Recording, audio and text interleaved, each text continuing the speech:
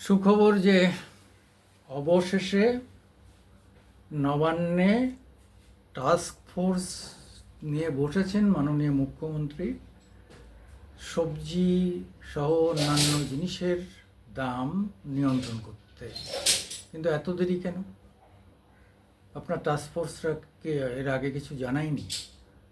এই অবস্থা চলছে তো অনেক দিন ধরে। কোনো জায়গায় পটল 60 টাকা, তো কোনো জায়গায় 40 টাকা, কোনো জায়গায় 80 টাকা।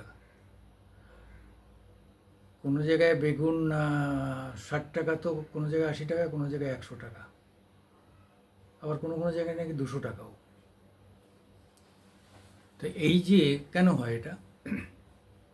আমাদের আপত্তি নেই, চাষি কি এই টাকাটা পাচ্ছে? আমাদের যতদূর ধারণা, চাষি 10% পায়, আর বাকি 90% দালাল আর এই রিটেলাররা মিলে খেয়ে নেয়। এদের জন্যে, এই মিডিলম্যানদের জন্যে জিনিসের দাম বাড়ে।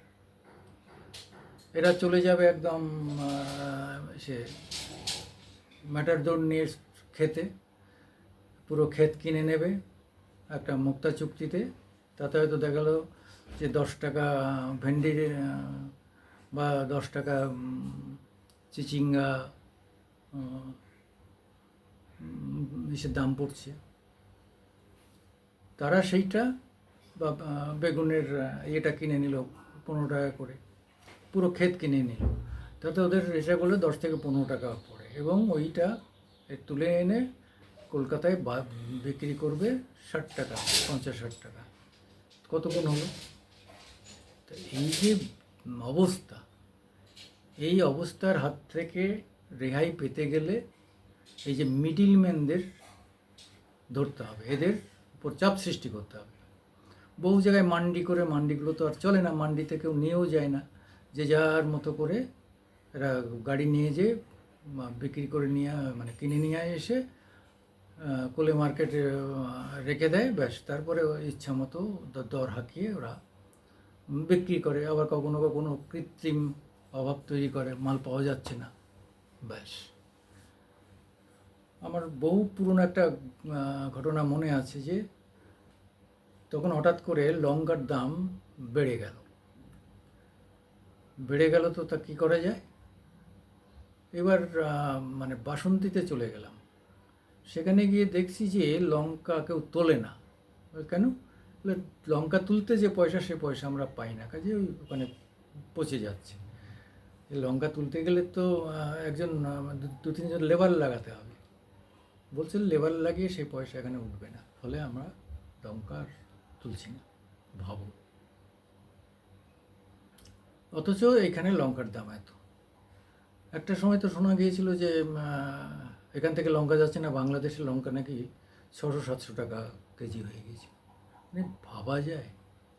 অথচ চাষি যদি দামটা পায়, তাহলে আমাদের দুঃখ থাকে না, যে যারা পায়ের ঘাম মাটিতে ফেলে, রক্ত ঝরিয়ে, রক্ত জল করিয়ে ঘরের মা বউদের অর্নামেন্টস হাই ইন্টারেস্টে বন্ধক দিয়ে পয়সা নিয়ে চাষ করে, তারা কিন্তু এই দামটা পায় না। তাদের সেই ঋণ শোধ করতে পারে না।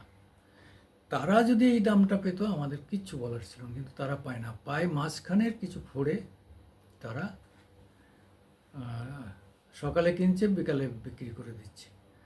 সকালে কিনে বিকালে বিক্রি করে, মানে 1 কেজিতে তারা 50 টাকা লাভ করে চলে যাচ্ছে। আর যে লোকটা তৈরি করলো 3 মাস ধরে এত রক্ত জল করে, সে পাচ্ছে 10 টাকা। এটাকে কি বন্ধ করা যাবে? এখন তো সে মান্ডিগুলোর জন্য কিছু এলাকায় তো বিক্রি করা যায় না, মান্ডি দর বেঁধে দেয়। কিন্তু মান্ডি যখন বাইরে বেচে, তখন তার আর দর থাকে না, সে কৃষকদের কাছ থেকে কেনার জন্য দর বেঁধে দেয়, কিন্তু বেচার জন্য আর দর বাঁধে না। তাহলে কি হলো? তাহলে সেই লাভটা কৃষক পেল না, মান্ডির নেতারা পেল। এই যে জায়গাগুলো, এই জায়গাগুলো খুব সাংঘাতিকভাবে দেখা উচিত। দেরি হলেও আপনি ডেকেছেন যাদের, সেসব লোকেরা হয়তো নিজেরাও বাজার করে না, করেন না, তারা বাজারের দাম কী করে জানবেন সেটাও বোঝা ভার, হয়তো তার ফোন করে জানতে হবে।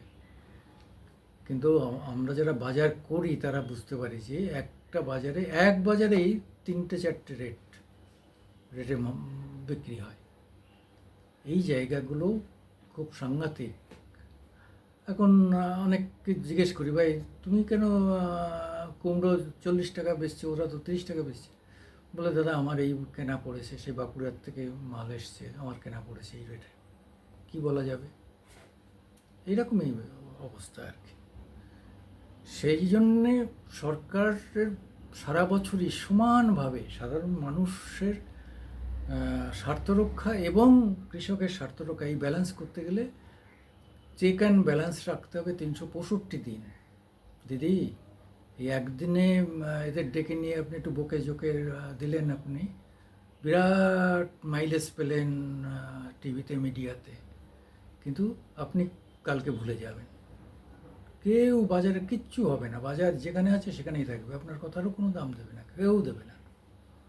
আর এই টাস্ক ফোর্সদের কোনো ভ্যালু নেই। টাস্ক ফোর্স কোলে মার্কেটে ফোন করে বলবে যে কয়েকদিন মাল বেচবি না, ব্যাস, তারা মালটা স্টপ করে দেবে, বাজারে কৃত্রিম তৈরি হবে। তখন মানুষরা বাজারের তরকারি না পেলে পরে দাম বাড়লো কি মন্দ তারা আর খোঁজ নেবে না, আর দিদির কানেও যাবে না। দিদি ভাববে যে আমি বিরাট কাজ করে দিয়েছি, এই তো নবান্নে সবাইকে ডেকে টেকে হেঁকে ধুমকে তুমকে চমকে দিয়েছি আর সব ঠিক হয়ে গেল। কিচ্ছু ঠিক হলো না। আমি সুকুমার দেবনাথ, মামাটি মানুষ ইউটিউব থেকে আপনাদের কাছে আসি, আপনারা আমাদের একটু সাপোর্ট দেবেন। নমস্কার।